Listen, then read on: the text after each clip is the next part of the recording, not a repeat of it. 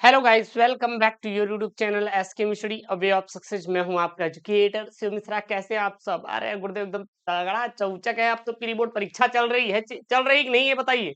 हाँ गुरुदेव, तगड़े तरीके से। और जो मैं आपके ये बोर्ड परीक्षा की तैयारी करवा रहा हूँ, मजा आ रहा है कि नहीं गुरुदेव? बहुत ही मजा आ रहा है, एकदम तगड़े तरीके से तैयारी करवा रहे हैं। प्री बोर्ड का एग्जाम देने के बाद और भयंकर तैयारी करवाने लगेंगे। आप लोग चैनल को सब्सक्राइब कर लीजिए, वीडियो को लाइक कर दीजिए और अपने दोस्तों के साथ वीडियो को शेयर कर दीजिए। करेंगे ना गुरु जी? शेयर कर दिए, कोनो दिक्कत नहीं बा। और इसको भी गुरुदेव उनके पास सब शेयर नहीं करते क्योंकि सब कुछ बंद हो गया है। ऐसा कमेंट में आपको देखने को मिलता है कि नहीं कमेंट? मजा आता है सर आप लोगों के साथ। कोई दिक्कत नहीं, मजे लेते हैं और आप भी मजे के साथ पढ़िए करे जा, कोई दिक्कत नहीं है कि नहीं।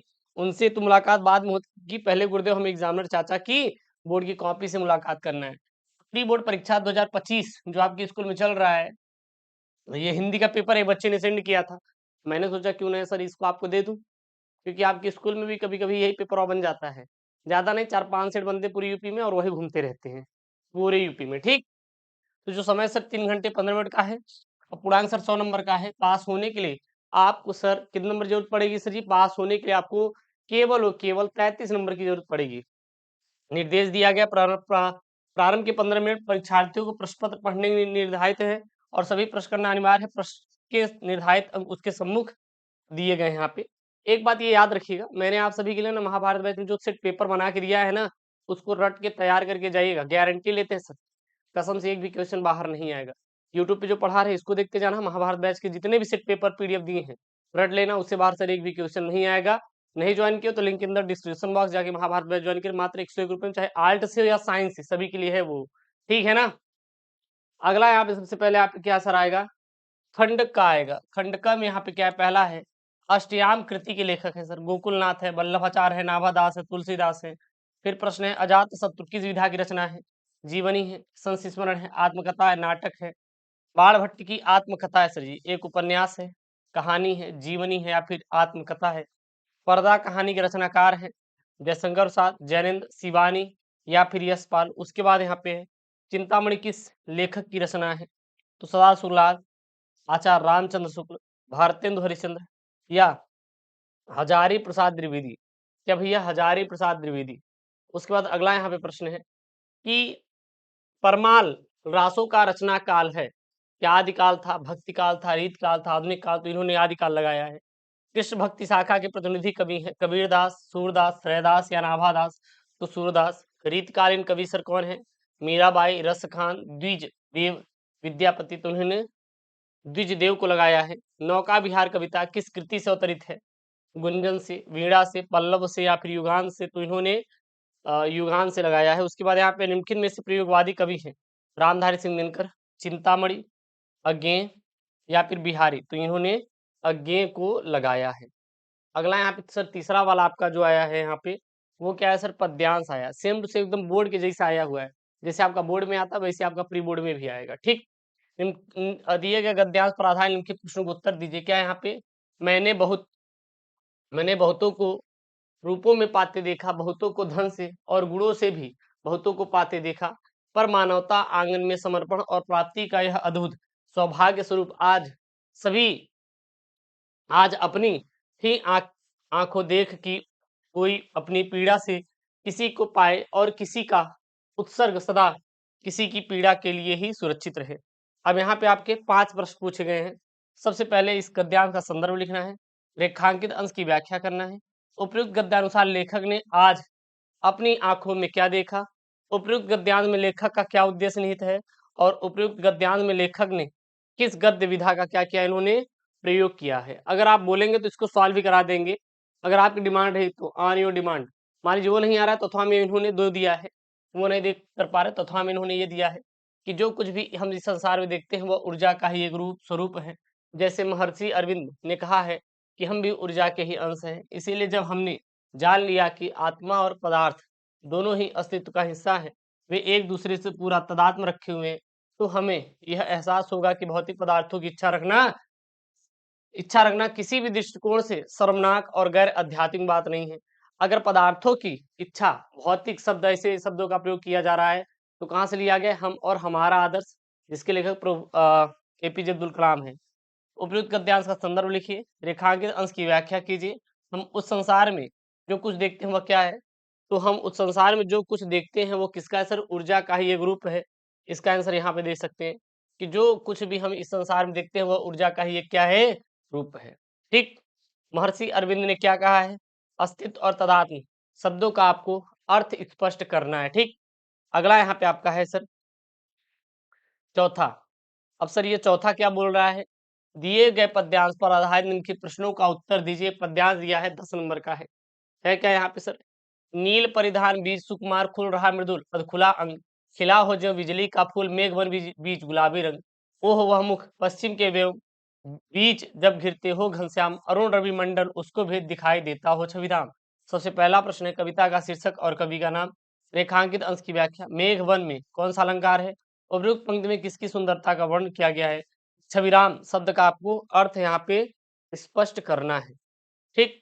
अथवा में वो नहीं आ रहा तो आप ये कर सकते हैं कि आज की दुनिया विचित्र नवीन प्रकृति पर सर्वस्त है विजय पुरुष आसीन है बंधे नर के करों में वार विद्युत भाप हुक्म पर चढ़ता है पवन का ताप है नहीं बाकी कहीं व्यवधान लांग सकता नर सरित गिरी सिंधु एक समान। तो ये आपका क्या है? यहाँ पे पद्यांश से 5 प्रश्न है। उपयुक्त पद्यांश का संदर्भ लिखिए। रेखांकित अंश की मतलब अंश का भावार्थ लिखिए। आज की दुनिया को विचित्र और नवीन क्यों कहा गया है? आज के मनुष्य ने किस पर विजय प्राप्त कर ली है और किसके हुक्म पर पवन का ताप चढ़ता और क्या होता है सर जी? उतरता है। उसके बाद यहाँ पे आपका क्या आएगा सर जी? लेखक और कवि का जीवन परिचय बोले तो साहित्यिक परिचय। और मैं वन शॉट वीडियो में करवा दिया हूँ। प्लेलिस्ट अभी आपके कुछ देर बाद अपडेट कर दिया जाएगा यूट्यूब के प्लेलिस्ट में। ठीक है ना? बैच का नाम परिवर्तन बैच के नाम से, जिसमें मैंने पूरे टॉपिक को सीरीज किया है, पढ़ाना आपका शुरू किया है। यहाँ पे सबसे पहला है निम्नलिखित में से किसी एक का साहित्यिक परिचय देते हुए उनकी प्रमुख कृतियां लिखिए या रचनाओं का उल्लेख कीजिए। वासुदेव सर्गवाल, प्रोफेसर सुंदर रेड्डी, हरिशंकर प्रसाद मैंने करवा भी दिया है। महाभारत बैच से जुड़े हैं तो कसम सर एक भी क्वेश्चन आप छोड़ के नहीं आए होंगे, आशा करते हैं। अगला यहाँ पे है निम्नलिखित में से किसी एक कवि का साहित्यिक परिचय देते हुए उनकी प्रमुख कृतियों पर प्रकाश डालिए। अयोध्या सिंह उपाध्याय हरिओद, जयशंकर प्रसाद, सच्चिदानंद, हीरानंद वात्स्यायन बोले तो अज्ञे। उसके बाद छठा आएगा लाठी कहानी कथानायक का विवेचना कीजिए अथवा धुर यात्रा कहानी के उद्देश्य पर आपको क्या डालना है सर? प्रकाश डालना है। उसके बाद यहाँ पे सातवां इन्होंने दिया है खंड काव्य। सर ये जो खंड काव्य है आपके जिले के अनुसार रहेगा, मतलब आप जिस जिले से आएंगे उस जिले के अनुसार। जैसे कि इन्होंने खंड काव्य इन्होंने प्रस्तुत किया है वो अपने पठित खंड काव्य के आधार पर, मतलब अपने जो आपके जिले में पढ़ाया गया है उसके आधार पर प्राप्त का चित्रण कीजिए। अपने पठित खंड काव्य के उद्देश्य पर प्रकाश डालिए। उसके बाद खंड ख की शुरुआत होगी यहाँ से। अब जब खंड ख शुरू होगा ना तो यहाँ पे सबसे पहले संस्कृत का पद्यांशों में से किसी एक का संदर्भ लिखकर हिंदी अनुवाद कीजिए। 7 नंबर का है सर। है क्या सबसे पहला यहाँ पे? संस्कृत से साहित्यम सरसम व्याकरण से लेकर कहाँ तक है? तादृशर्थ तक है। और यहाँ पे है यथैवो से लेकर कहाँ तक है भैया? यहाँ तक है सतीत्वम तक है। देखिए मुझे उतनी अच्छी संस्कृत नहीं आती, नहीं तो हम इसको बहुत तगड़ा एक्सप्लेन कर देते। आती है बट उतना नहीं आती, बस काम चलाऊ है। अगर मान लीजिए पढ़ देंगे तो आप लोग पगला जाएंगे। कमेंट बॉक्स में ले गाली कि गुरुदेवा की जब इंग्लिश नहीं आती पढ़ाएगा का, सॉरी संस्कृत नहीं आती है। तो इसीलिए सर जो नहीं है उसको एक्सेप्ट करो और आगे बढ़ो। गलतियां ठीक, हम वो नहीं कि हम तो पही है एकदम तोप चला देंगे, ऐसे तो नहीं करना है सर, है कि नहीं? अगला है सुखार्थी कुतो विद्यार्थी सुखम, यानी कि जो सुख चाहता है उसको विद्या कहाँ, और जो विद्या चाहता है उसको सुख कहाँ।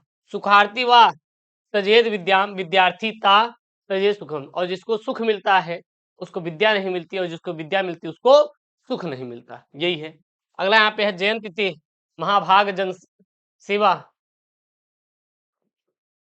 परायणा जरा मृत्यु भयम नास्ति पेशाम कीर्तितनो हाँ क्वचित। अगला यहाँ पे आपका आएगा सर जी लोकोक्तियां और मुहावरे। लोकोक्तियां और मुहावरे देख लीजिए, बहुत इंपॉर्टेंट वाला है सर जी। कर लोगे पेपर में, टेंशन मत लेना, मैंने करवा भी दिया है इसको कई सारे पेपर सेट में। अपने पैरों पर खड़ा होना, एक अनार और 100 बीमार। एक अनार और क्या यहाँ पे इन्होंने दिया भैया? 100 बीमार। आगे नाथ न पीछे पगहा।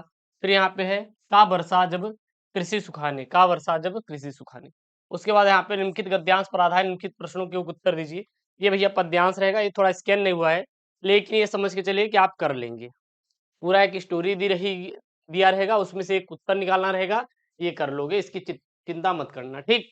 फिर शब्द युग्म आएगा, जैसे कि यहाँ पे दिया है कि नीर और नीर का क्या हो जाएगा, नारी और जड़, घोंसला और जल, जड़ और नारी या जल और घोंसला। उसके बाद है प्रसाद या प्रासाद, तो प्रासाद और प्रसाद का क्या होता है, इन्होंने बोला है, क्या क्या बोला है इन्होंने प्रसाद का, कृपा और महत्व, भवन और वाटिका, महल और कृपा, या विशाल इमारत और कुटु कुटच, ठीक। अगला यहाँ पे आपका निम्नलिखित शब्दों में से एक शब्द के उत्तर आपको देना है, मतलब कि दो अर्थ लिखना है, अंकुश, कमल, निशाचर और हलधर।